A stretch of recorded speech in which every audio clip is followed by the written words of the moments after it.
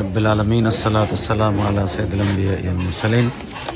দেশ ও প্রবাস থেকে যারা আমাকে ভালোবাসেন বা দেখেন, গরুর মালিক গরুকে বিদায় দিচ্ছেন। আজকে 27শে মে 2026। আল্লাহ তাআলা এই গরুটাকে খরিদ করার তৌফিক আমাকে দান করেছেন। গরুটার দাম 3 লক্ষ টাকা। এটা উনি নিজের আতালায় লালন পালন করছেন।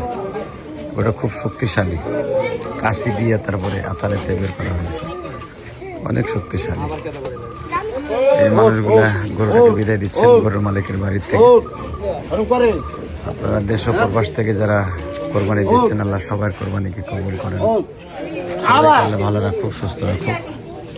সবার কাছে দোয়া চাই। আসলে কোরবানি দিয়া দেখাবার উদ্দেশ্য না, আল্লাহ পাকের শুকরিয়া আদায় করার জন্যই ভিডিওটা করলাম।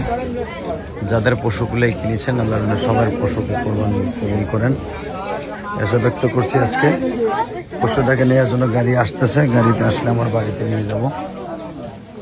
গরুর মালিক তাকে খুব আদর করতেছে। গরুকে বিদায় দেওয়ার জন্য অনেক মানুষ এই গ্রামে আসছেন। আল্লাহ তাআলা সবাইকে কবুল করেন, সবাইকে ভালো রাখেন, সুস্থ রাখেন। সারা বিশ্বময় যেখানে যে কোরবানি দিবেন, সবার কোরবানি আল্লাহ কবুল করেন আশা ব্যক্ত করে বিদায়। সবার জন্য দোয়া রইল।